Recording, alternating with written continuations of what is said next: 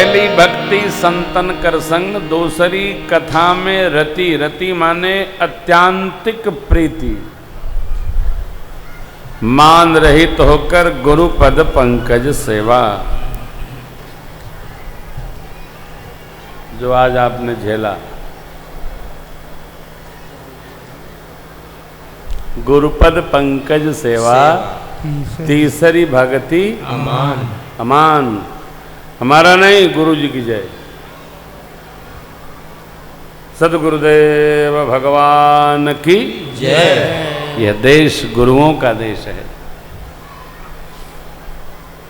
संतों का देश है, ऋषियों का देश है, तपस्वियों का देश है। हमारी संस्कृति पूजनीय संस्कृति है, उधार की नहीं है। हमारी अपनी अस्मिता है। आप जरा विचार करिए ना, नवरात्र में हम कन्या पूजन करते हैं, उसके एक पक्ष पहले पितृ पूजन करते हैं, पितर देवताओं के लिए करते हैं। कई लोग परेशान हैं, पितृ पक्ष में पूजा पाठ करना चाहिए कि नहीं करना चाहिए, निश्चित करना चाहिए, किसी का निषेध नहीं। अच्छा, एक समस्या और है, जैसे ही कोई बात आती है तो सबसे पहले जीव यही पूछता है, पूजा पाठ करना चाहिए कि नहीं करना चाहिए। ये किसी ने नहीं पूछा कि महाराज घर में गमी है तो भोजन करना चाहिए कि नहीं करना चाहिए।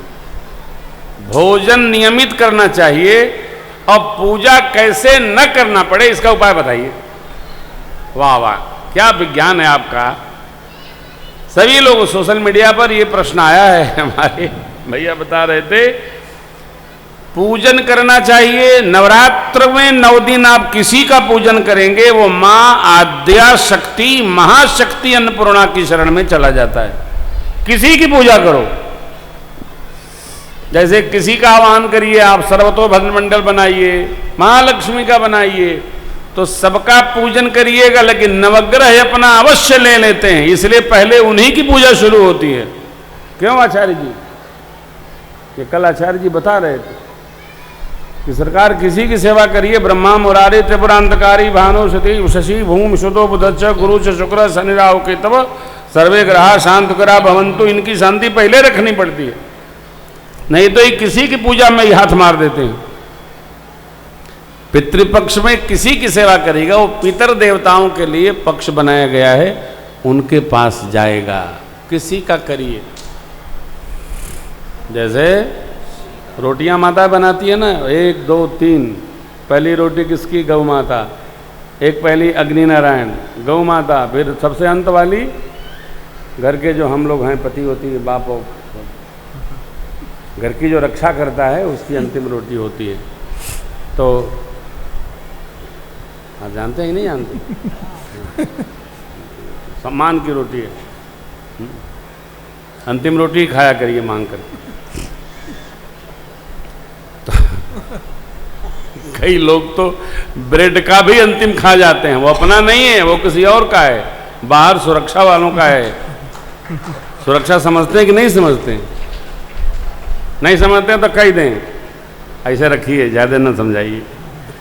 तो वो सबका बटा हुआ, हमारी संस्कृति कितनी समृद्ध है, सबके बैठने का, सबके पाने का, खिलाने का ढंग सब कुछ ऋषियों ने बना रखा है।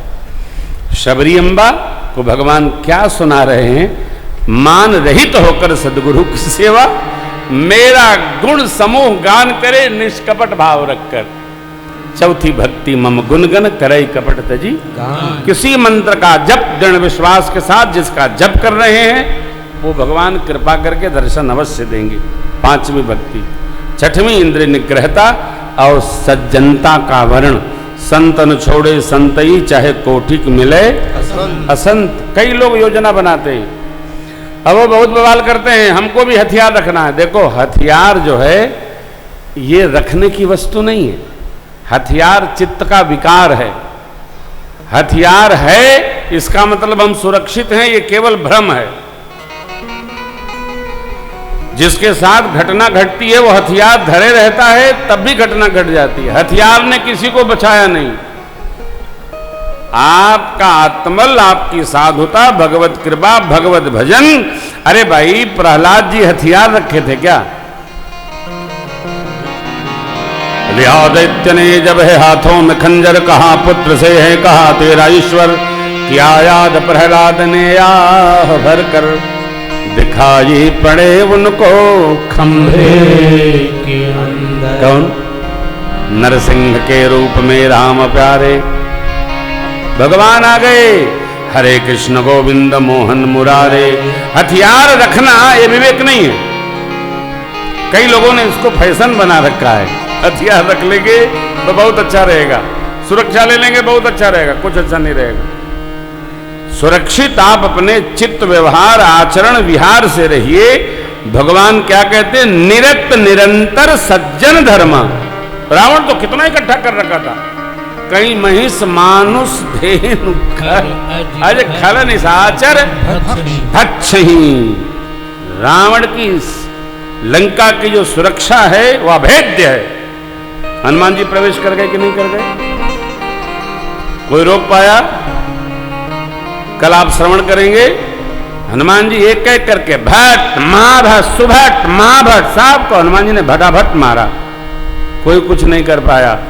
ब्रह्मास्त्र अनुसंधान न करते मेघनाथ, तो मेघनाथ को भी भगवान हनुमान जी ने एक एक घूसा मारा था, मूर्छा आ गई थी।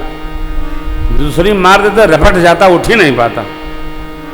इसलिए ब्रह्मास्त्र का अनुसंधान किया तो जीवन में तपस्या बढ़े। ये कहते हैं सज्जन धर्म का हम प्रतिपादन करें, आयुध एकत्रीकरण का प्रतिपादन अच्छी बात नहीं है। निरत निरंतर सातों समत्व भाव, परिवार में, मोहल्ले में, स्नेहियों में, सब में समता रखिए। जातिवाद में न उलझिए, ये कुछ होता नहीं है। जातिवाद मनुष्य के मस्तिष्क का विकार है। हम आप सब देखिएगा 5-10 साल में जातिवाद नहीं रहेगा, केवल भारतीयवाद रहेगा। जातिवाद समाप्त हो जाएगा। तो देश के उत्थान के लिए अनिवार्य है। ये कौन है? अरे मिश्रा जी। ये कौन है? ये चौधरी जी। ये क्या है? ऐसा मानसिक विकार है। जिसके आहार विहार आचार विचार शुद्ध हैं, वो अपनी जाति नहीं, वो अपने विहार के साथ अपने ऐश्वर्य को प्राप्त कर लेता है। इसलिए वाद से सावधान रहना चाहिए और किसी की जाति न पूछिए। कई लोग इसी से परेशान रहे, आपकी जाति क्या है? चुप, कोई जाति नहीं, मानव जाति है।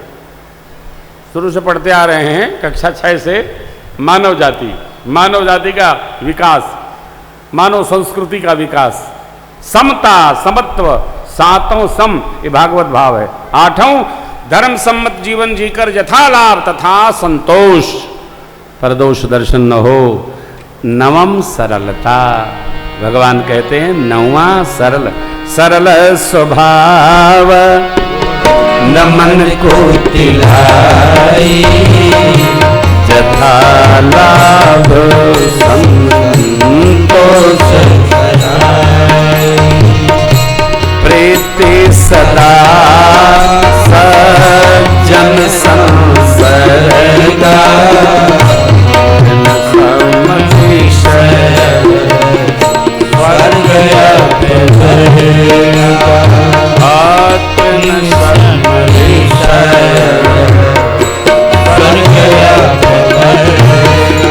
ये मेरे प्रभु ने उत्तरकांड में भैया लोगों को अपना कर्तव्य कर्म समझाते हुए संत के भेद प्रसंग में सुनाया है। यहाँ अरण्य में माँ को सुनाते हैं। 9वां स्वभाव की सरलता, कुटिलाई नहीं, सहजता। शबरी जी, जिसमें 9 में से एक भी होए वो मुझे अतिशय प्रिय है। आप में तो 9 की 9 दृढ़ है। मैंने बैठते आग्रह किया, एक कोई भक्ति हम करें जो हमको सरल लगे। हमारी राम कथा चिंतन करती है, भगवान की कथा सुनना सबसे सरल भक्ति है ना? भिलवाड़ा में भी बात आई थी। राम कथा श्रवण करिए और कथा सुन करके चुनिए, अपने जीवन को सुंदर सुंदर तंतु से बुनिए। राम कथा जो श्रवण करता है, समझता है, बूझता है, इसको रहता है, उसका जीवन आनंद में निमग्न रहता है। कहीं इधर उधर जाने की आवश्यकता नहीं। कथा सुना करिए, आधा घंटा सुना करिए, लेकिन भैया हो मैया हो, सुनि समुझहि जन्म मुदित मन मज्जहि अति अनुराग, लहहि चारि फल अछत तनु साधु समाज सुनिए, चुनिए, उसको गुनिए, अपने जीवन के तंतु को बुनिए, कल्याण होगा, अवश्य होगा। हमारा हो रहा है, हमारे श्रोताओं का हो रहा है। आपके पास दूसरी बार आया हूँ, आप सुनेंगे तो आपका भी मंगल अवश्य होगा।